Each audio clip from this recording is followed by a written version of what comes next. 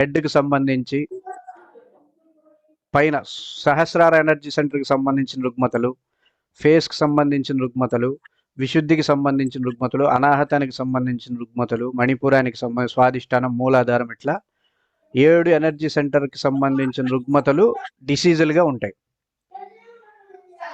ఏ energy సెంటర్లో అయితే అక్కడ ఈ 3 ఎనర్జీ సరిగ్గా సమన్వయం అవ్వవు, ప్రవర్తించవు, అప్పుడు ఆ ఎనర్జీ సెంటర్కి బలహీనత ఏర్పడుతుంది. మీకు అర్థం కావట్లేదు కదా?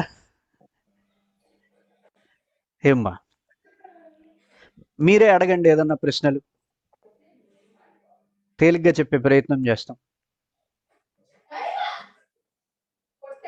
మీరే ఏదన్నా ఒక ప్రశ్న వేయండి. దేవసేన గారు చెప్పండి సార్. అసలు దాని గురించి తెలుస్తా కదా సార్ నేను ప్రశ్న వేయడానికి.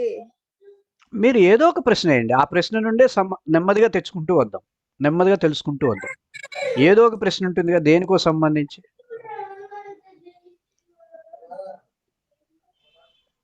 ఏదైనా సరే ఒక క్వశ్చన్ వేయండి, ఆ క్వశ్చన్లో నుండి ఆన్సర్ నుండి క్రియాయోగాన్ని నేర్చుకునే ప్రయత్నం చేద్దాం.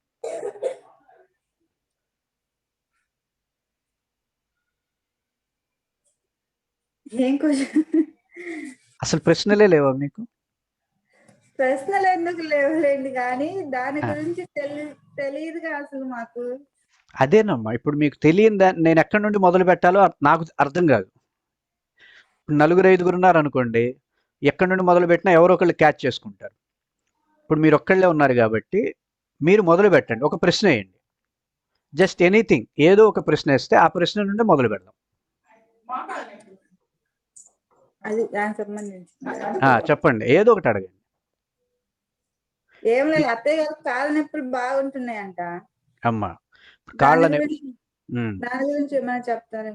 తప్పకుండా అమ్మా. ఇప్పుడు మనకి కాళ్ళ నొప్పులు కానీ నడుం నొప్పులు కానీ శారీరకంగా నొప్పులు వస్తున్నాయి అంటే అర్థం ఏంటంటే ఆ నొప్పుల తీవ్రతని భరించగలిగే సామర్థ్యం, ఆ నొప్పులు రాకుండా శరీరం ఈజీగా ఉండడానికి కారణమయ్యే ఎనర్జీ సెంటర్ మూలాధార ఎనర్జీ సెంటర్. ఈ మూలాధార ఎనర్జీ సెంటర్ 4 దళాలతో ఉంటుంది. ఈ మూలాధార ఎనర్జీ సెంటర్ బలహీనమైతే మనకి పెయిన్స్ వస్తాయి, అలాగే రెసిస్టెన్స్ పవర్ తగ్గిపోతుంది, ఇమ్యూనిటీ తగ్గిపోతుంది, అలసిపోతూ ఉంటాము, ఏ పని మీద పూర్తి స్థాయి ఫోకస్ పెట్టి చేయలేము, ఇలా రకరకాల స్థాయిల్లో బలహీనతలు ఏర్పడతాయి. ఇవి తగ్గాలనుకోండి మూలాధార ఎనర్జీ సెంటర్ను బలంగా చేసుకుంటాం. మూలాధార ఎనర్జీ సెంటర్ని బలంగా చేసుకోవాలి అంటే మూలాధారానికి సంబంధించినటువంటి క్రియలు కొన్ని ఉంటాయి. ఇప్పుడు మూలాధారం బలహీనం అవడానికి కారణం ఏంటి? వేరే ఎనర్జీ సెంటర్ని ఎక్కువగా ప్రవర్తిస్తున్నారు, వేరే ఎనర్జీ సెంటర్తో వర్క్ ఎక్కువ అవుతుంది, లోయర్ ఎనర్జీ సెంటర్తో వర్క్ అవ్వట్లేదు. ఇప్పుడు మీరు నాతో మాట్లాడుతున్నారు, వంటగదిలో ఏదో కార్యక్రమం జరుగుతుంది, దాని మీదకి మీరు ఆలోచన చేస్తారా? దాన్ని అది ఆలోచిస్తుంటే మీరు నాతో మాట్లాడలేరు, నా మాటలు వినలేరు, అవునా? మీరు నేను మాట్లాడుకుంటున్న టైంలో వేరే విషయాల గురించి ఆలోచిస్తున్నప్పుడు ఆ ఎనర్జీ సెంటర్ పనిచేస్తుంది, ఇక్కడ ప్రవర్తించాల్సిన ఎనర్జీ సెంటర్ పనిచేయదు. ఈ ఎనర్జీ సెంటర్తో ఏమేం చేస్తున్నారు? మీరు కూర్చున్నారు, వెన్నుపూసని నిటారుగా పెట్టి కూర్చున్నారు, వింటున్నారు, ఈ కార్యక్రమాలన్నీ జరుగుతున్నాయి కదా. ఈ ఎనర్జీ సెంటర్ పనిచేయపోయేసరికి ఏమవుతుంది? కూర్చున్న వల్ల నడుం నొప్పి వచ్చేస్తుంది, వీపు నొప్పి వచ్చేస్తుంది, మెడ నొప్పి వస్తుంది, ఈ పెయిన్స్ అన్నీ వస్తాయి, అవునా? కాసేపు అయిన తర్వాత అబ్బా నడుం నొప్పి వస్తుంది అంటారు. ఎందుకు? ఇక్కడ చేయాల్సిన పనికి సంబంధించినటువంటి ఎనర్జీ సెంటర్ని మీరు వాడకపోవడం ఒకటి, ఎక్కడో జరగని అసలు అక్కడ మనం ప్రవర్తించాల్సిన అవసరం లేని ఎనర్జీ సెంటర్ చేత ప్రవర్తింపజేయడం రెండో పని. మనం అందరం చేస్తుంటామా, చేయమా ఈ పని? చేస్తామండి. అమ్మగారు చక్కగా కూర్చొని మూలాధారానికి సంబంధించినటువంటి ఎనర్జీ సెంటర్తో వర్క్ చేయకుండా మూలాధారం చేయాల్సిన పనిని వేరే ఎనర్జీ సెంటర్ యాక్టివిటీస్తో ఉండడం వల్ల మూలాధారం అనేది బలహీనమైంది, దాంతో నడుం నొప్పులు వచ్చినాయి. అదే మూలాధారంతోనే అక్కడ ఉండేటటువంటి పనులన్నీ ఆ మూలాధార ఎనర్జీ సెంటర్తోనే జరుగుతూ ఉంటే నొప్పులు రావు. ఇప్పుడు నేనున్నాను, ఇదివరకు 7-8 యోగా క్లాసులు చెప్పేవాడిని, ఎప్పుడు పెయిన్ కానీ నడుము నొప్పి అని కానీ ఇప్పటికీ ఈ రోజుకి పెయిన్స్ అనేవి తెలియవు మనకి. అర్థమైందమ్మా? ఎందుకు? ఏ ఎనర్జీ సెంటర్తో ఏ పనులు చేయాలో ఆ ఎనర్జీ సెంటర్తోనే ఆ పనులు చేయాలి. ఆ విధమైనటువంటి స్థితి మనకు రావాలి. మీరు టీవీ చూస్తున్నారా? టీవీ చూస్తున్నప్పుడు ఏ ఎనర్జీ సెంటర్ అక్కడ వర్క్ చేయాలి, ఆ ఎనర్జీ సెంటర్ వర్క్ చేస్తే మీకు పెయిన్స్ రావు. ఆ ఎనర్జీ సెంటర్ కాకుండా వేరే ఎనర్జీ సెంటర్స్ వర్క్ అవుతున్నాయి అనుకోండి, అప్పుడు ఈ ఎనర్జీ సెంటర్ వ్యవస్థీకృతమైనటువంటి అవయవాలు, ఇంద్రియాలు ఇబ్బంది పడతాయి. తద్వారా పెయిన్స్ వస్తాయి. పెయిన్స్ రావడం కానీ ఇంకా చాలా రకాల రుగ్మతలు వస్తాయి. ఇప్పుడు కళ్ళకి సైట్ వచ్చింది, అవునా? మీరు ఆజ్ఞాశక్తి కేంద్రంతో పనిచేయాలి. కళ్ళు అనేది ఆజ్ఞాశక్తి కేంద్రంతో పనిచేస్తూ ఉంటే ఇబ్బంది లేదు.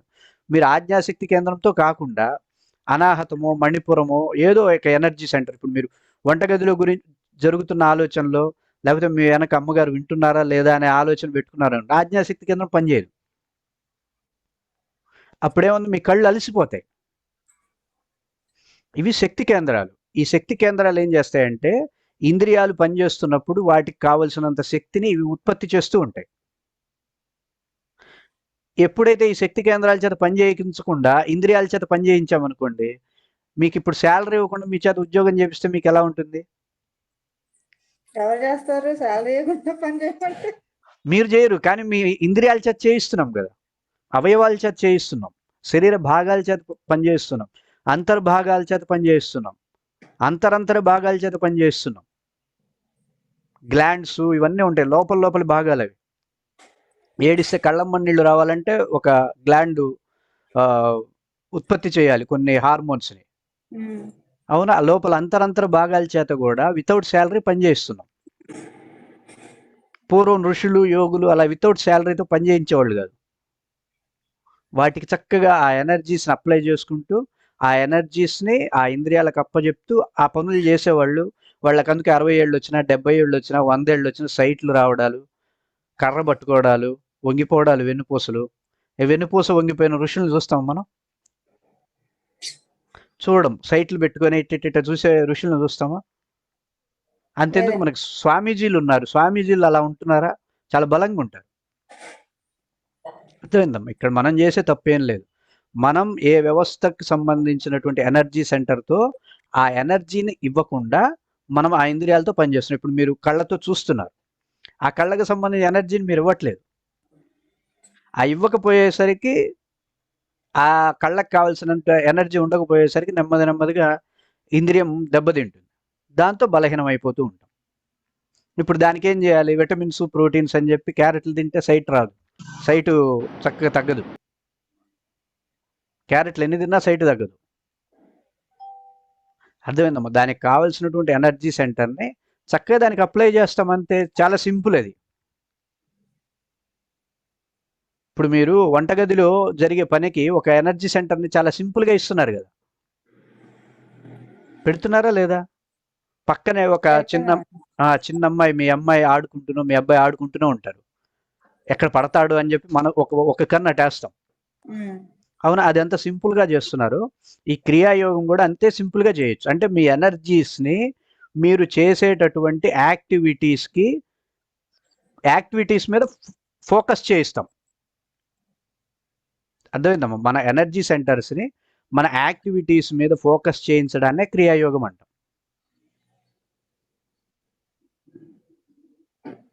అర్థమైందా? క్రియ అంటే ఏంటి? యాక్టివిటీ. మన యాక్టివిటీస్ మీద మన ఎనర్జీ సెంటర్ని ఫోకస్ చేసినప్పుడు అప్పుడు ఆ యాక్టివిటీస్ అన్ని ప్రశాంతంగా ఉంటాయి, ఆ ఎనర్జీస్తో ఉంటాయి. ఈ యాక్టివిటీస్ చేసే ఇంద్రియాలన్నీ ఆరోగ్యంగా ఉంటాయి. ఇది మూల కాన్సెప్ట్ అనమాట, బేస్ కాన్సెప్ట్ ఇది క్రియాయోగానికి. అర్థమైందమ్మా? అర్థమైంది. ఇప్పుడు మీకు అర్థమైందా? ఇప్పుడు మీరు ఇట్లా కదిలారు, ఏ ఎనర్జీ సెంటరు? మాట్లాడుతున్నాం. ఏ ఎనర్జీ సెంటరు? వంట చేస్తున్నాం. ఏ ఎనర్జీ సెంటరు? స్నానం చేస్తున్నాం. ఏ ఎనర్జీ సెంటరు? భర్తతోనో భార్యతోనో మాట్లాడుతున్నాం. ఏ ఎనర్జీ సెంటరు? ఇట్లా 24 అవర్స్ ఏదో ఎనర్జీ సెంటర్తో మనం యాక్టివిటీస్ చేస్తూనే ఉంటాం, అవునా? చేయకుండా ఇప్పుడు మీరు తల ఊపారు, ఏదో ఎనర్జీ సెంటర్ అక్కడ వర్క్ అవుతుంది. ఇది మనకి కొన్ని వేల సంవత్సరాల క్రితం, లేదు 100 సంవత్సరాల క్రితం ఇది సహజంగా అప్లై అయ్యేది. కరెక్ట్గా ఏ ఎనర్జీ సెంటర్స్తో ఏ ఇంద్రియాలు ఏ యాక్టివిటీస్ చేయాలో ఆ ఇంద్రియాలు ఆ యాక్టివిటీస్ చేసేవి ప్రశాంతంగా ఉండేవి. 90 ఏళ్ళు వచ్చినా 100 ఏళ్ళు వచ్చినా కళ్ళు పోవడాలు, సైట్ రావడాలు, నడుము నొప్పులు రావడాలు, కొత్త కొత్త జబ్బులు రావడాలు ఇలాంటివి ఉండేది కాదు. ఇప్పుడేంటి సమస్య అంతా ఎక్కడి నుండి వచ్చింది? మనం ఎనర్జీ సెంటర్స్ చేత వర్క్ చేయించకుండా ఇంద్రియాలని ఉపయోగిస్తూ యాక్టివిటీస్ చేస్తున్నాం. అర్థమైందమ్మా? అందువల్ల సమస్యలు వస్తున్నాయి. అర్థమైందా? ఇప్పుడు మీరు ఇట్లా ఇట్లా ఇట్లా ఇట్లా ఇట్లా అంటున్నారు, అవునా? అది ఒక ఎనర్జీ సెంటర్ వర్క్ అవుతుంది, అది మీకు తెలియట్లా. అవునమ్మా. సో మన ఎనర్జీ సెంటర్స్ని తెలుసుకొని మన ఎనర్జీ సెంటర్స్ ఏ వ్యవస్థలను అయితే వ్యవస్థీకృతం చేస్తాయో అవి తెలుసుకుంటూ దానికి తగ్గట్టుగా మన యాక్టివిటీస్ని ఫ్లోలో అలవాటుగా చేయడాన్నే క్రియాయోగం అంటాం. అర్థమైందమ్మా? అర్థమైందా? ఇప్పుడు నేను ఇట్లా చప్పుడు కొట్టే ఇది ఒక యాక్టివిటీ. ఈ యాక్టివిటీ చేసేది ఇంద్రియాలు, కర్మేంద్రియాలు, జ్ఞానేంద్రియాలు అంటాం, అవునా? ఈ ఇంద్రియాలు యాక్టివిటీస్ చేస్తాయి. ఆ ఇంద్రియాలు ఆ యాక్టివిటీ చేయడానికి ఎనర్జీ కావాలి. ఇప్పుడు చూడండి, నేను చూపిస్తా చూడండి. ఇది కూడా ఒక యాక్టివిటీయే, అవునా? ఇది కూడా ఒక యాక్టివిటీయే, ఇది కూడా ఒక యాక్టివిటీయే, ఇది కూడా ఒక యాక్టివిటీయే, అవునా? ఇది కూడా మనమందరం భజనలప్పుడు ఇవి చేసే మనమందరం ఒక్కోళ్ళు ఒక్కో టైప్లో చేస్తాం, అవునా? ఇది కూడా ఒక యాక్టివిటీ. ఈ చిన్న యాక్టివిటీ చేంజ్కే ఎనర్జీ సెంటర్ చేంజ్ అవుతుంది. జస్ట్ చిన్న యాక్టివిటీ చేంజ్ చేస్తే ఎనర్జీ సెంటర్ చేంజ్ అయిపోతుంది. అర్థమైందమ్మా? ఇప్పుడు ఆ ఎనర్జీ సెంటర్ కనుక మనకి యాక్టివేషన్ లేకపోతే, ఆ ఎనర్జీ సెంటర్స్ నుండి ఎనర్జీ రాకపోతే నాకు చేతులు పెయిన్ వచ్చేస్తాయి, నొప్పి వచ్చేస్తుంది, చేతులు నొప్పులు వచ్చేస్తాయి. అర్థమవుతుందమ్మా? ఇంద్రియాలు బలహీన పడిపోతాయి, వ్యవస్థలన్నీ బలహీన పడిపోతాయి. సో అట్లా రాకుండా ఉండడం కోసం మనం చేసేటటువంటి యాక్టివిటీస్ని దృష్టిలో పెట్టి మేము అందుకే మీ ఎనర్జీ సెంటర్ మీరు తెలుసుకోవాలి అన్నప్పుడు కొన్ని టెక్నిక్స్ చెప్తాం. అంటే మీరు ఏం చేస్తారు, ఏమంటే ఇష్టం, మీకు లక్ష్యం ఏంటి, ఫోన్ సెషన్లో అడిగేది ఎందుకు అంటే మీ ఎనర్జీ సెంటర్ ఏంటో తెలిసిపోతుంది మనకు. ఎనర్జీ ఉంటేనే కండి యాక్టివిటీలు చేసేది. ఎనర్జీ సెంటర్తో ఉపయోగించుకోకుండా యాక్టివిటీస్ చేస్తున్నాం కదా. మీరు అడిగిన ప్రశ్న కరెక్ట్. ఎనర్జీ ఉంటేనే కదండి యాక్టివిటీస్ చేస్తున్నామంటే మీరు ఏదో ఒక ఎనర్జీ సెంటర్తోనే యాక్టివిటీ చేస్తారు. హయ్యర్ కాన్షియస్లో ఉపయోగించే ఎనర్జీ సెంటర్ వేరు. అర్థమవుతుందమ్మా? ఇప్పుడు మీరు ఇక్కడ కూర్చున్నారు, మీరు వింటున్నారు, చూస్తున్నారని నేను అనుకుంటా, కానీ మీరు వినరు, చూడరు. వేరే ఎనర్జీ సెంటర్తో వేరే పని చేస్తున్నట్టు ఉండొచ్చు కదా. అర్థమైందమ్మా? ఒకేసారి ఒక ఎనర్జీ సెంటర్ని కొన్ని యాక్టివిటీస్కి, ఒక ఎనర్జీ సెంటర్ని కొన్ని యాక్టివిటీస్కి ఇస్తే ఏమవుతుంది? ఏదైతే ఆ ఎనర్జీ సెంటర్ ఏదైతే మీరు ఇప్పుడు ప్రస్తుతం రైట్ నో ఏదైతే ఎనర్జీ సెంటర్ వర్క్ అవుతుందో ఆ ఎనర్జీ సెంటర్ బలహీనం అయిపోతుంది, వీక్ అయిపోతుంది. అర్థమైందా? అప్పుడు ఇంక బలహీనం అయిపోయిన తర్వాత ఇంక దానికి ఏదో మందులు చేద్దాము, దానికి ఏదో ఇది చేద్దాము అంటే ప్రయోజనం ఉండదు. దీనికి మత్తిచ్చి ఇంద్రియాల నుండి వస్తున్నటువంటి నొప్పిని మీరు కంట్రోల్ చేయగలరు, కానీ ఎనర్జీ సెంటర్ని ఎట్లా రికవరీ చేస్తారు? ఎనర్జీ సెంటర్ని రికవర్ చేయలేం కదమ్మా. అందుకని ఎనర్జీ సెంటర్కి వైద్యం అక్కర్లేదు. ఎనర్జీ సెంటర్ని చక్కగా అర్థం చేసుకొని దానికి తగ్గట్టుగా దాని యాక్టివిటీస్తో దానికి కావలసినటువంటి వాతావరణాన్ని దానికి కల్పిస్తే అది మళ్ళీ చక్కగా పనిచేస్తుంది. తద్వారా పెయిన్స్ని తగ్గించుకోవచ్చు. శరీరంలో ఏ వ్యవస్థ అయినా సరే బలహీనపడితే మళ్ళీ ఆ వ్యవస్థని వ్యవస్థీకరించవచ్చు. ఇలా మనకు గతంలో చేశారు, కొన్ని వేల సంవత్సరాల క్రితం, వందల సంవత్సరాల క్రితం క్రియాయోగంతో చక్కటి వాతావరణాన్ని నెలకొల్పారు మన ఋషులు. అర్థమవుతుంది? మళ్ళీ డిస్టర్బెన్స్ వచ్చేసింది. ఏ ఎనర్జీ సెంటర్ని ఎప్పుడు వాడాలో తెలియదు, ఏ ఎనర్జీ సెంటర్తో ఏ యాక్టివిటీస్ చేయాలో తెలియదు, ఏ యాక్టివిటీస్కి ఏ ఎనర్జీ సెంటర్స్ వర్క్ అవుతున్నాయో తెలియదు, అంత కన్ఫ్యూజన్ ఏరియాకి తెచ్చుకున్నాం. ఇది చిన్నప్పుడే గురుకులాల్లో నేర్పిస్తారు. అర్థమవుతుందమ్మా? మీకు ఒక ఉదాహరణ చెప్తాను. పసిపిల్లలు ఉంటారు, పసిపిల్లలకి పూర్తి స్థాయి ఎనర్జీ సెంటర్స్ నిర్మాణం అవ్వవు. అందుకే వాళ్ళు మూత్ర విసర్జన చేస్తున్నప్పుడు, మల విసర్జన చేస్తున్నప్పుడు తినగలుగుతారు. అవునా? తినేస్తారు. ఎందుకు? మణిపుర ఎనర్జీ సెంటర్ యాక్టివేట్ కాదు. ఎప్పుడైతే మణిపుర ఎనర్జీ సెంటర్ పూర్తి స్థాయి నిర్మాణం అవుతుందో, మనం ఆహార పదార్థాలు తినేటప్పుడు ఒక చక్కటి ప్రశాంత వాతావరణాన్ని కోరుకుంటాం. అట్లా చక్కటి ప్రశాంత వాతావరణం లేకపోతే మీరు తినరు. మీకు బాగా నచ్చిన ఆహారాన్ని చక్కగా వండి పెట్టి మీ ముందు పెట్టినా, మీకు కోపం కలిగేలాగా ఎవరన్నా ఒక మాట అంటే మీరు ఆ ప్లేట్ ఇసిరి కొడతారు. అవునా? ఎందుకు? ఒక ఎనర్జీ సెంటర్ వర్క్ అవుతున్నప్పుడు ఇంకో ఎనర్జీ సెంటర్ పని చేయలేదు. బలవంతంగా మీరు ఆహారం తిన్నారనుకోండి, అప్పుడేమవుతుంది? అది విషం అవుతుంది. ఇది మనం చేస్తున్నాం. ఒక ఎనర్జీ సెంటర్ ఒక చోట వర్క్ అవుతున్నప్పుడు, ఇంకో ఎనర్జీ సెంటర్ చేత యాక్టివిటీస్‌లో పాల్గొంటున్నప్పుడే ఎనర్జీ సెంటర్స్ బలహీనమవుతాయి. ఇది అలవాటుగా చేస్తారు కొంతమంది. దానివల్ల నెగెటివ్ ఎనర్జీ ఫార్మ్ అవుతుంది. దానివల్ల బలహీనత వచ్చేస్తుంది. మనం ఏ కారణం చేత బలహీనమయ్యామో, ఆ కారణాన్ని సవరించకుండా మరి ఏం చేసినా సరే బలం రాదు. అర్థమవుతుందమ్మా. ఈ ఈ ఈ అంశాలను మీకు క్లియర్‌గా చెప్పడం కోసమే 6 రోజుల ఇంటరాక్టివ్ సెషన్స్ తీసుకుంటాం క్రియాయోగ దీక్షలో. మార్నింగ్ 2 అవర్స్, ఈవినింగ్ 2 అవర్స్ ప్రతి ఎనర్జీ సెంటరు అది ఏం చేస్తుంది? ఎలా వర్క్ అవుతుంది? దానికి కావాల్సినటువంటి క్రియలు ఏం చేస్తే దానిలో ప్రాణశక్తిని నిలపడానికి ఏం చేయాలి మనం? ఈ అన్ని అంశాలను మీకు అందించే ప్రయత్నం చేస్తాం. మీరు సాధన కోసం మేమేమైతే చేశామో క్రియలు ఏదైతే ద్వాదశ క్రియలు ఉంటాయో, ఆ క్రియల యొక్క వీడియోస్ యాప్‌లో పెడతాం.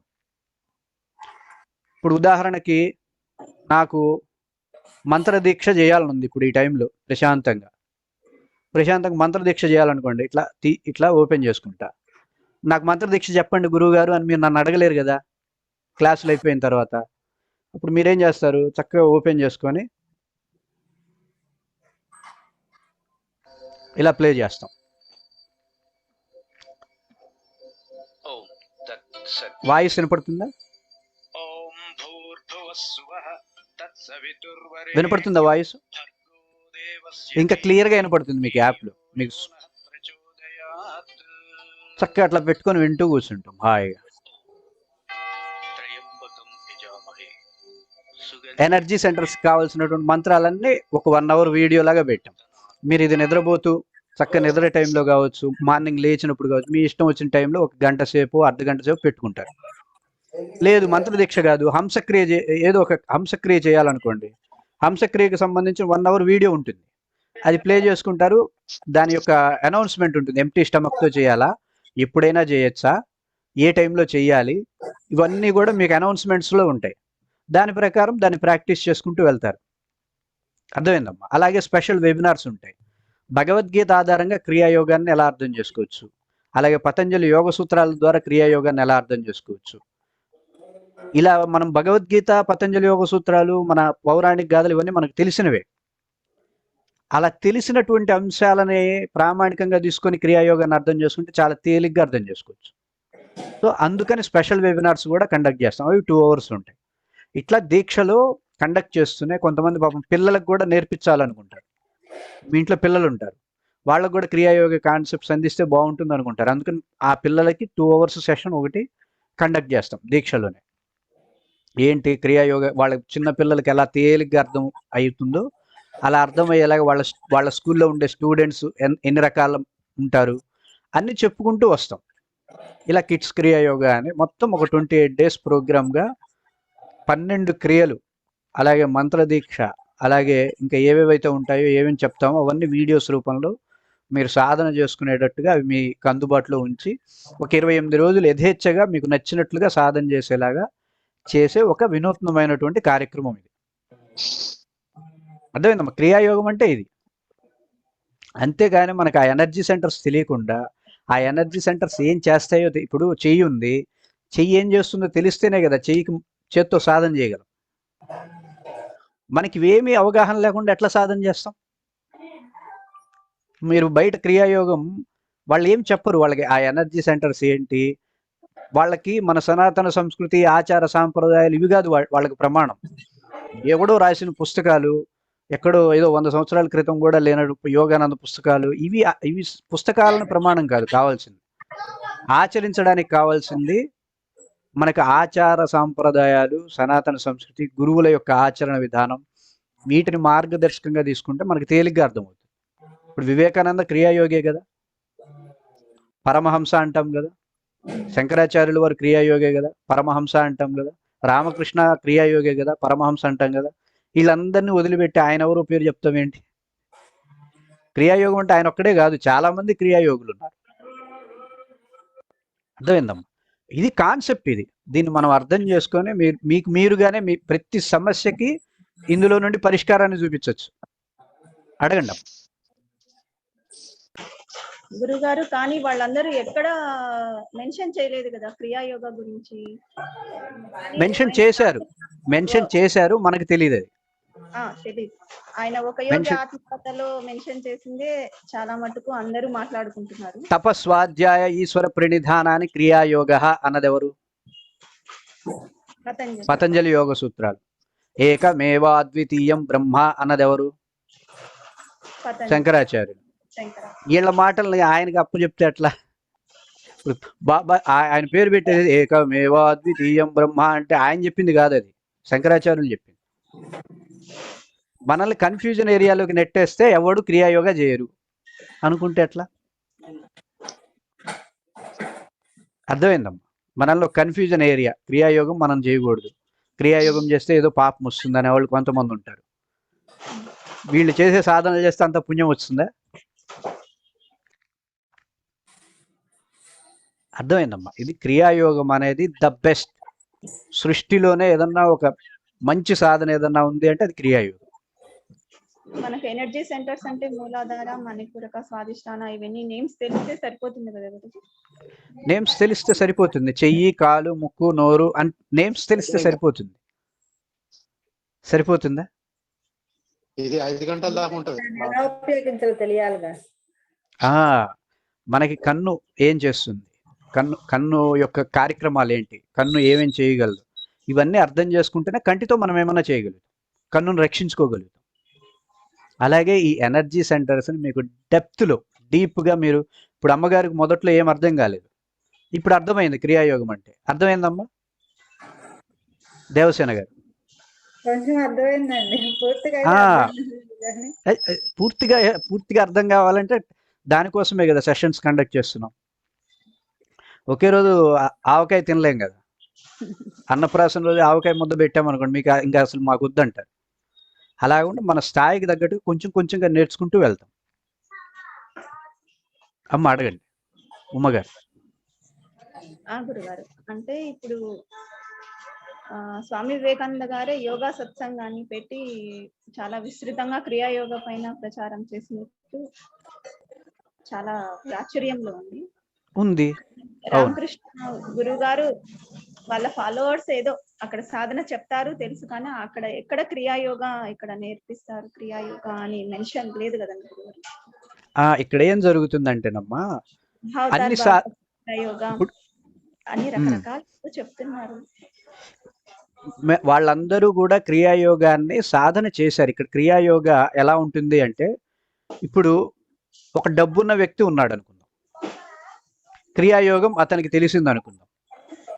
అతను ఆ క్రియాయోగాన్ని తను డబ్బులు సంపాదించుకోవడానికి, చక్కగా నిలబడడానికి పూర్తి స్థాయిలో ఉపయోగిస్తాడు. నేను క్రియాయోగం చేస్తున్నాను చెప్పడు. అలాగే ఒక ఆధ్యాత్మికవేత్త అయినటువంటి రామకృష్ణ పరమహంస గారు ఆయన ఆధ్యాత్మిక సాధనకి క్రియాయోగాన్ని ఉపయోగించుకుంటారు తప్ప నేను క్రియాయోగిని అని చెప్పరు. అర్థమవుతుంది. శంకరాచార్యులు వారు అష్టాదశ శక్తిపీఠాలను స్థాపించి శక్తి అంటే నిర్వచనం ఇచ్చి శక్తికి సంబంధించిన అంశాలని చక్కగా మనకి ప్రచారం చేసినటువంటి యోగి, పరమహంస పరివ్రాజక అయినటువంటి యోగి నేను క్రియాయోగం చేస్తున్నా అని చెప్పరు. ఏ ఋషి ఏ ముని కూడా నేను ఈ సాధన చేస్తున్నా అని చెప్పరు. అర్థమవుతుంది. అక్కడ ప్రాబ్లం మనకు అదే. నేను ఈ సాధన చేస్తున్నా అని తన గురించి చెప్పరు. తను అందించాల్సిందేందో లోకానికి అందిస్తారే తప్ప ఇదిగో నేను ఇది చేస్తున్నా, నేను ఇది చేశా అని చెప్పేది అహంకారం అవుతుంది.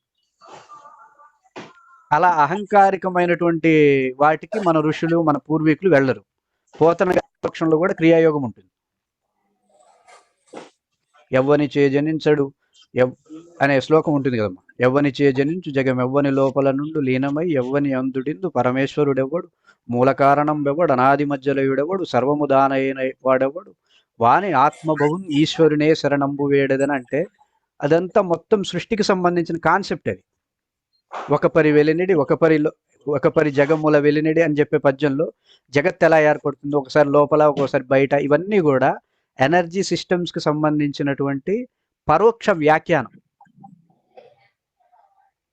అర్థమవుతుందమ్మా. ఇది క్రియాయోగ కాన్సెప్ట్స్ తెలియకుండా భగవంతుని దర్శించడం కుదరదు, సాధ్యమే కాదు. అలా క్రియాయోగ సపోర్ట్ తీసుకోకుండా భగవంతుని దర్శించడము అంటే అది ఒక మూఢభక్తి అంటాం కదా, మూఢభక్తి అంటాం కదా. ఇప్పుడు భక్త కన్నప్ప ఇలాంటి వాళ్ళు అలాంటివి చేశారు. అట్లా కళ్ళు పెడితే పరమేశ్వరుడు రావడం, ఇట్లాంటి మూఢభక్తులు అంటాం.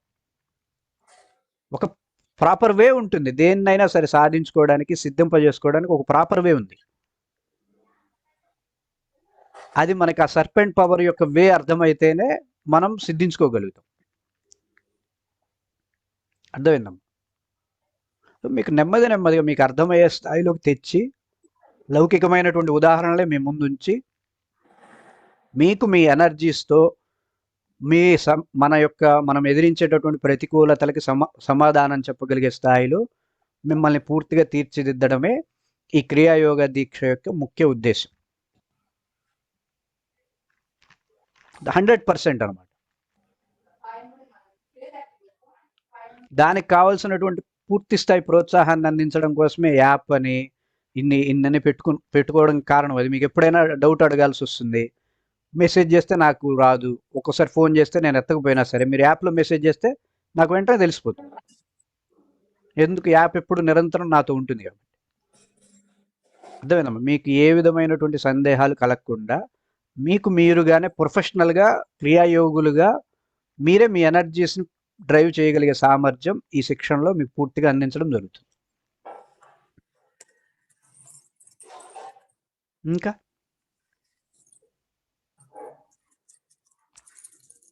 మీకు కొంత క్లారిటీ వచ్చేస్తుంది, ఏ ఆచారాలైనా ఎలా ఏర్పడుతున్నాయి, మన సాంప్రదాయాలు ఎలా ఇవి తయారైనాయి. ఇప్పుడు భర్త భార్య 7 అడుగులు నడవడం ఎందుకు, భర్త భార్యకి మంగళసూత్రం ఎందుకు కడతాడు, 3 ముళ్ళు ఎందుకు వేస్తాడు, ఇట్లాంటి సామాన్యమైనటువంటి అంశాలు ఈ ఎనర్జీ సిస్టమ్స్ అర్థం చేసుకుంటే మనకు అర్థమవుతాయి. ఓహో ఇందుక ఇది ఇందుక, ఈ వినాయక చవితిలో ఈ ఆచారాలు ఎందుక, ఈ ఉగాది రోజు ఈ ఆచారాలు ఎందుక, ఇవన్నీ మనకు తేటతెల్లమవుతాయి. ఎందుకు? మనం ప్రమాణాలతో చెప్పుకుంటున్నాం. మీరు ఎక్కడికక్కడ సమాధాన పడుతూ ఉంటారు, కొత్త కొత్త ప్రశ్నలు ఉత్పత్తిగా. అర్థమవుతుందమ్మా. ఇది మేము మీకు ఒకటి ఏదైనా చెప్పేటప్పుడు దాన్ని లౌకికమైనటువంటి యుక్తితోనూ, గురువుల యొక్క బోధతోనూ, శాస్త్రం యొక్క ఉదాహరణలతోనూ, వీటన్నిటితోనూ దాన్ని బాగా శుద్ధి చేసి దాన్ని మీకు అందించే ప్రయత్నం అన్నమాట. అర్థమైందమ్మా? అర్థమవుతుందా? ఇప్పుడు మీకు శాస్త్రం చెప్పామనుకోండి, శాస్త్రం ఎవరికి అర్థం కాదు, కొంతమందికి అర్థం అవుతుంది. సరే, శాస్త్రాన్ని గురువుల బోధతో చెప్పామనుకోండి, కొంతమందికి అర్థమవుతుంది, కొంతమందికి అర్థం కాదు. శాస్త్రాన్ని గురువుల బోధకు కూడా జోడించి యుక్తితో కూడా చెప్పామనుకోండి, కొంతమందికి అర్థమవుతుంది, కొంతమంది అర్థం చేసుకోలేరు. దానికి ఉపాయాలను కూడా ఆధారం చేసి ఉదాహరణలు, ఎగ్జాంపుల్స్ని కూడా పెట్టి అందించామనుకోండి, అప్పుడు అందరికీ అర్థమవుతుంది, 100% పీపుల్కి అర్థమవుతుంది. అది కాన్సెప్ట్. ఇది మనం నేనేదో కొత్త క్రియేట్ చేసేది కాదు. గతంలో మన ఆచార సాంప్రదాయాలు మిళితమై ఉండేటటువంటి అంశాలనే మనం ఇప్పుడు కొత్తదైనటువంటి శాస్త్రీయ దృష్టితో నేర్చుకుంటాం. అడగండి సార్. అన్మ్యూట్ చేసి అడగచ్చు. అర్థమవుతుందా? ఇప్పుడు పిల్లలు ఉంటారు, చదువుకోవాలంటే ఏ ఎనర్జీ సెంటర్ కావాలి, చదువు అనేటటువంటి యాక్టివిటీకి ఏ ఎనర్జీ సెంటర్ కావాలి. ఆ యాక్టివిటీస్కి ఆ ఎనర్జీ సెంటర్ని ఫోకస్ చేస్తూ చక్కగా చదువుకుంటే వాళ్ళకి ఏ విధమైనటువంటి శ్రమ ఉండదు. ఇది 100% చక్కగా మేము ఎక్స్పీరియన్స్ చేసి అనుభవించి ఇది పర్ఫెక్ట్, ఇది ఇట్లా అయితే మానవ జీవితం హాయిగా ఉంటుంది, ఆనందంగా ఉంటుంది, ఏ రోగాల బారిన పడకుండా ఇప్పుడు వస్తున్నటువంటి ప్రకృతి వైపరీత్యాలకు కూడా మనం భయపడం. ఎందుకు? నా ఎనర్జీస్ నన్ను రక్షిస్తాయి. ఎందుకు? నా ఎనర్జీస్ని నేను సేఫ్ జోన్లో పెట్టా. సో ఆ ఎనర్జీస్ నన్ను సేఫ్ జోన్లో పెడతాయి. ధర్మో రక్షిత రక్షిత అనమాట. అర్థమైందమ్మా? ఈ క్రియాయోగ దీక్ష అనేది పూర్తి స్థాయి శాస్త్రీయబద్ధమైనది, సప్రమాణకమైనది, అతి ప్రాచీనమైనది. అడగండి. అన్మ్యూట్ చేసుకొని అడగచ్చు. గురుగారు, ఇప్పుడు చదువుకోవడానికి మనకు సహస్రార అంటే పైన మైండ్ కాబట్టి సహస్రార బాగా పనిచేయాలంటారా? అలా ఉండదమ్మా, అలా ఉండదు. ఇవి కాన్షియస్లు అంటాం. కాన్షియస్ అంటాం. మీరు అడిగారు కాబట్టి క్లియర్గా చెప్తానేనండి. మనకి మెమరీ ఎక్కడ ఉంటుంది చెప్పండి? మెమరీ మనస్సులో రికార్డ్ అవుతుంది. చెప్పండి, ట్రై చేయండి. మెమరీ ఎక్కడ ఉంటుంది? చిత్తం అంటారు, మనసులో మెమరీ చిత్తం అంటాం. Memory conscious. మెమరీ వేరు, చిత్తం వేరు. Sub conscious. మెమరీ అంటే జ్ఞాపక శక్తి. చిత్తము అంటే అన్నీ అందులో ఉంటాయి. మ్యాటర్నే కాదు. మెమరీ అంటే మ్యాటర్ని లోడ్ చేసేటటువంటి కాన్షియస్, జ్ఞాపక శక్తి. చిత్తం అంటే ఏంటి? నా యాక్షన్స్ కూడా అందులో సేవ్ అవుతాయి. ఇగో నేను ఇలా అంటున్నా కదా, ఈ యాక్షన్ ఉంది కదా, అది అందులో సేవ్ అవుతుంది చిత్తం. మెమరీ ఎక్కడ ఉంటుంది? తలలో ఉంటుందా? ఇక్కడ ఉంటుందా? ఇక్కడ ఉంటుందా? ఇక్కడ ఉంటుందా? హృదయంలో ఉంటుందా? పొట్ట దగ్గర ఉంటుందా? ఎక్కడ ఉంటుంది? హృదయంలో కాదు. మానసిక ఇది భౌతికంగా ఇక్కడ మైండ్ పని చేయట్లేదురా వాడికి, ఇక్కడ మైండ్ అని చెప్తారు. కాదు. ఎవరన్నా మీరు చెప్పండి. 5 ఆప్షన్స్ ఇస్తున్నా. నెత్తి దగ్గర ఉంటుందా మెమరీ కాన్షియస్? నుదుటి దగ్గర ఉంటుందా? గొంతు దగ్గర ఉంటుందా? హృదయం దగ్గర ఉంటుందా? లేదా పొట్ట దగ్గర ఉంటుందా? పొట్ట దగ్గర ఉంటుంది. మెమరీ కాన్షియస్ పొట్ట. అందుకే వినాయకుడికి పొట్ట ఎక్కువ ఉండేది. వినాయకుడు అంటే మెమరీ, జ్ఞాపక శక్తి, సిద్ధి. అర్థమైందమ్మా? పొట్టలో మెమరీ కాన్షియస్ ఉంటుంది. పొట్టకు సంబంధించినటువంటి ప్రెజర్ పాయింట్స్ అన్ని మెమరీ కాన్షియస్. మీకు గాయత్రి మంత్రాలు చేసిన, ఈ యజ్ఞోపవీతాలు ధరించేది, ఇవన్నీ కూడా మెమరీ పెంచుకోవడం కోసం. అర్థమైందా? మనసు వేరు, మైండ్ కాన్షియస్ వేరు. మళ్ళీ మీకు ఆ కాన్షియస్ లెవెల్స్ కన్ఫ్యూజ్ అవ్వకుండా మీకు క్లియర్గా చెప్పే ప్రయత్నం చేస్తాం. కాదా? పొట్టలో కాదా మెమరీ కాన్షియస్ ఉండేది? ఎవరైనా బ్రెయిన్ తల అంటారు కదండి. సరే, ఇప్పుడు నేను మీకు ఒకటి చెప్తానండి. మీకు తలకాయ నొప్పిగా ఉన్నా కొన్ని విషయాలు పూర్తిగా గుర్తుంటాయి. మీకు కడుపులో నొప్పి వచ్చింది అనుకోండి, మీరు అన్ని విషయాలు మర్చిపోతారు. Am I right are not? చెప్పండి. ఏ పని కూడా చేయబుద్ధి కాదు గురుగారు. మీరు అసలు ఏది గుర్తురాదు మీకు. పోండి అంటారు. నా కడుపులో నొప్పి ఉంది. మీకు తలకాయ నొప్పి వస్తుంది, అదిగో ఆ మందు అక్కడ పెట్టా, ఆ డబ్బాలో పెట్టా, తీసుకురా అంటారు. అదే కడుపులో నొప్పి వస్తే మీకు అసలు ఏం, మైండ్ అంతా బ్లాంక్. ఇప్పుడు చెప్పండి, మెమరీ కాన్షియస్ ఎక్కడ? మీరు మీ ప్రతి ప్రశ్నకి సమాధానాలు డబ్బాలో పెట్టుకుని కూర్చుంటా నేను. అర్థమైందండి? మా గురువుగారు మా ప్రశ్నలకి సమాధానం చెప్పకపోయినా మీకు కంపల్సరీ ప్రతి ప్రశ్నకి సమాధానం చెప్పేలాగానే ప్రిపేర్ అయ్యే మేము ముందుకు వచ్చాం. అవునా కదా? పిల్లవాడికి స్టమక్ పెయిన్ వచ్చింది అనుకోండి, ఇంకా వాడు ఎగ్జామ్ రాయడు, ఇంకా రాసే ప్రశ్నే లేదు. తలకాయ నొప్పి వచ్చినా, కాలు నొప్పి వచ్చినా, ఇంకే నొప్పి వచ్చినా రాస్తాడు ఓర్చుకుంటూ. అంటే జ్ఞాపక శక్తి రిలేషన్ అక్కడ పొట్ట దగ్గర ఉంటుంది. కానీ ఫిజికల్ గా ఎందుకు మైండే? అది వేరే కాన్షియస్ అమ్మ. మైండ్ కాన్షియస్ వేరే, మెమరీ కాన్షియస్ వేరే, సోల్ కాన్షియస్ వేరే, సబ్ కాన్షియస్ వేరే, కాన్షియస్ వేరే, సుప్రీం కాన్షియస్ వేరే, ఫిజికల్ కాన్షియస్ వేరే. ఇట్లా 14-15 కాన్షియస్లు ఉంటాయి. అంటే ఇప్పుడు మనం ఫిజికల్ గా మాట్లాడుకోవట్లేదు, మనం సూక్ష్మ శక్తి గురించి మాట్లాడుకుంటున్నాం. అవునమ్మా, అవును. హయ్యర్ కాన్షియస్ల గురించే మనం డీల్ చేసేది. భౌతిక శరీరాన్ని మెన్షన్ చేయట్లేదు. భౌతిక శరీరం కూడా మెన్షన్ అవుతుంది. భౌతిక శరీరం కూడా క్రియాయోగంలో మెన్షన్ అవుతుంది. ముందు మనకి ఏది చేసినా సరే ఎఫెక్ట్ దీని మీద కదా పడేది. ఇక్కడ అన్ని కాన్షియస్ని మనం దగ్గర పెట్టుకొనే సాధన చేస్తాం. ఆధ్యాత్మికవేత్తలాగా నాకు ఈ దేహం ఏమైపోయినా పర్వాలేదు అనేది క్రియాయోగంలో ఉండదు. క్రియాయోగులు చాలా బలంగా ఉంటారు. అంటే ఏ కర్మ అయినా అనుభవించి తీరాల్సిందే లాస్ట్ కాబట్టి రాముడంత వాడికి కర్మలను అనుభవించాల్సిందే. కర్మ సకర్మగా ఉంటే అది అనుభవిస్తాం కదా హ్యాపీగా. ఉమ్, వికర్మ అయితే ప్రమాదం, కానీ సకర్మ అయితే ఓకే కదా. ఉమ్. భగవద్గీతలో సకర్మ, అకర్మ, వికర్మ అని 3 చెప్పారు కదా. సకర్మ ఓకే కదా. ఏమా క్రియాయోగం సకర్మ. మీరు ఇప్పుడు మీ ప్రశ్నలు చాలా ఉండుంటాయి. వాటన్నిటికీ పూర్తి స్థాయి సమయంలో మనం 2 అవర్స్ సెషన్ పెట్టుకుంటాం కాబట్టి ఏంటి కర్మ సిద్ధాంతం ఏంటి, కర్మ ఏంటి, ఇవన్నీ అంశాలు మనం 6 రోజుల యొక్క సెషన్స్లో మనం కంప్లీట్గా నేర్చుకుంటాం. అంటే ఇక్కడ ఒక చిన్న డౌట్ ఉంది. ఎన్ని వేల కర్మలు ఉంటాయో, ఎన్ని కోట్ల కర్మలు ఉంటాయో ఈ జన్మ సరిపోదు క్రియాయోగానికి, ఎన్ని జన్మలో చేయాల్సి ఉంటది ఆ క్రియాయోగం. అలా చెప్పిన మహానుభావుడు ఎవరు మీకు?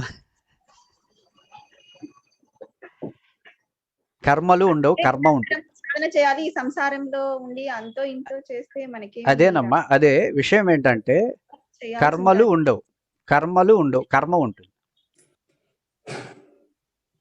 కర్మ ఒక్కటే ఉంటుంది. ఆ కర్మ హయ్యర్ కాన్షియస్లో ఒకటే ఉంటుంది. దాని రిఫ్లెక్షన్స్ చాలా ఉంటాయి. కర్మ సంచయం అంటాం. కర్మ ఒకటే. ఆ కర్మని సకర్మగా మార్చడానికి క్రియాయోగం. అర్థమైందమ్మా? అదే మీకు కొంచెం డౌట్స్ ఎక్కువగా ఉన్నప్పుడు మనం పూర్తి స్థాయి 2 అవర్స్ సెషన్స్లో అయితే క్లియర్గా స్టెప్ బై స్టెప్ ఆ టాపిక్ వస్తుంది. మనకి కర్మ యొక్క టాపిక్ 3వ రోజు 4వ రోజు వస్తుంది. చక్కగా 1 గంట దాని మీదే కేటాయిస్తూ సాధన చేసుకుంటూ వెళ్తాం. మీకు క్లారిటీ వచ్చేస్తుంది. అర్థమైందమ్మా? మీరు పూర్తిగా ఏదైతే ఆధ్యాత్మికం అని చెప్తున్నామో ఆ ఆధ్యాత్మికాన్ని అర్థం చేసుకుంటాం. ఏదైతే లౌకికం అంటున్నామో ఆ లౌకికాన్ని అర్థం చేసుకుంటాం. ఆధ్యాత్మికం లౌకికం రెండింటి మధ్య అంతరాన్ని కూడా తెలుసుకుంటాం. నా సతో విద్యతే భావ, నా భావో విద్యతే సతః, ఉభయోరపి దృష్టోంతస్తు అనయ తత్వదర్శివి. ఆధ్యాత్మికం వాడు కాదు, లౌకికం వాడు కాదు. ఈ రెండింటి మధ్య తేడా తెలిసిన వాడే సైంటిస్ట్, శాస్త్రం తెలిసినవాడు. ఇప్పుడు మీరు ఆధ్యాత్మికమా లౌకికమా చెప్పండి? సాంసారికం గురించి అంటే లౌకికం. అవునా? సో లౌకికం అని మీరు అంత గట్టిగా చెప్పినా మీరు లౌకికం కాదు. ఎందుకంటే లౌకికం గురించి మీకు తెలియదు. ఇంకొక ఆయన ఉంటారు, నేను ఆధ్యాత్మికం అండి, రోజు పూజలు చేస్తుంటా, యజ్ఞయాగాదులు చేస్తూ ఉంటా, ఎప్పుడు దైవం గురించి చింతిస్తున్నాడు. ఆయన ఆధ్యాత్మికం కాదు. భగవద్గీతలోనే స్వామి చెప్తారు, చూశానంటాడు, విన్నానంటాడు, కానీ ఎవ్వరూ కూడా తెలుసుకోలేరు. ఎవరైతే ఈ రెండింటి మధ్య అంతరం తెలియాలి, ఏంటి ఆధ్యాత్మికం, ఏంటి లౌకికం, ఎలా ఈ రెండు ఏర్పడుతున్నాయి, వీటి మధ్యలో ఉండేటటువంటి చిన్నటి లైన్ తెలిసిన వాడే సైంటిస్ట్. ఆ సన్నని లైన్ ఈ క్రియాయోగంతో మనకు బయటకు వచ్చేస్తుంది. కార్యకారణాలు రెండింటిని అర్థం చేసుకోవచ్చు. అర్థమైందమ్మా? మీ యొక్క ఆధ్యాత్మిక విచారణకి ఒక ఊతం ఇస్తుంది, ఒక సపోర్ట్ ఇస్తుంది ఈ క్రియాయోగం. మీ యొక్క భక్తిపరమైనటువంటి మార్గానికి ఒక ప్రోత్సాహాన్ని ఇస్తుంది ఈ క్రియాయోగం. ఒకవేళ మీరు కర్మయోగులు అనుకోండి, ఆ కర్మయోగానికి కావాల్సినంత బలాన్ని ఇస్తుంది ఈ క్రియాయోగం. లేదు మేము నాస్తికులం అండి అన్నారనుకోండి, ఏం పర్వాలేదు, ఇది ఎనర్జీ గురించి చెప్తుంది కాబట్టి దానికి కూడా ఎనర్జీని ఇస్తుంది ఈ క్రియాయోగం. లేదండి మేము వేరే మతాల వాళ్ళం అన్నారనుకోండి, ఆ మతాల్లో కూడా ఈ క్రియాయోగ కాన్సెప్ట్స్ ఉంటాయి కాబట్టి ఏ మతమైనా సరే క్రియాయోగం నేర్చుకోవచ్చు. మహమ్మదీయ మతంలో కూడా క్రియాయోగ కాన్సెప్ట్స్ ఉంటాయి, వాళ్ళు అడిగితే చెప్తాం. క్రైస్తవ మతంలో కూడా క్రియాయోగ కాన్సెప్ట్స్ ఉంటాయి, అడిగితే చెప్తాం. క్రియాయోగం లేని చోటు లేదు, లేని ప్లేస్ లేదు, లేని మతం లేదు, లేని ప్రాంతం లేదు, లేని గ్రంథం లేదు, చెప్పని గురువు లేడు. ప్రతి సద్గురువు క్రియాయోగం గురించి తెలుసుకునే ఉంటారు. అదే దాని మీద ప్రొఫెషనల్గా దాన్ని చెప్పడానికి కొంతమంది ఉంటారు, అంతే. అర్థమవుతుందమ్మా? ఇప్పుడు మీకంటూ ఒక అభిప్రాయం ఉందనుకోండి, ఒక సొంత అభిప్రాయం ఉందనుకోండి, అప్పుడు మీరు క్రియాయోగాన్ని మీరు చెప్పలేరు. నాకంటూ ఏ అభిప్రాయాలు లేవు దైవం మీద కానీ మతం మీద కానీ, మనం అసలు వాటి అంశాల జోలికే వెళ్ళం. నేను క్రియాయోగా గురించి మాత్రమే చెప్తా. కాకపోతే అది మీకు అర్థం కావడం కోసం ఆ టాపిక్స్ తీసుకొస్తాం అంతే. అర్థమైందమ్మా? ఇప్పుడు యోగా సాధకులు ఉంటారు, యోగాని చెప్తూ క్రియాయోగం చెప్పామనుకుంటే వాడికి తేలిగ్గా అర్థమవుతుంది. దానికోసం సపోర్టివ్గా తీసుకుంటామే తప్ప ఆ టాపిక్స్కి క్రియాయోగానికి మనకి ఏమీ సంబంధం ఉండదు. అర్థమైందా? మీకు తేలిగ్గా చెప్పాలి అన్న తాపత్రయం నుండే అవన్నిటిని ఉదాహరణలు తీసుకొచ్చి చెప్తున్నామే తప్ప ఈ క్రియాయోగాన్ని మీకు అర్థం చేయించాలనే ప్రయత్నం అంతకంటే ఏం లేదు.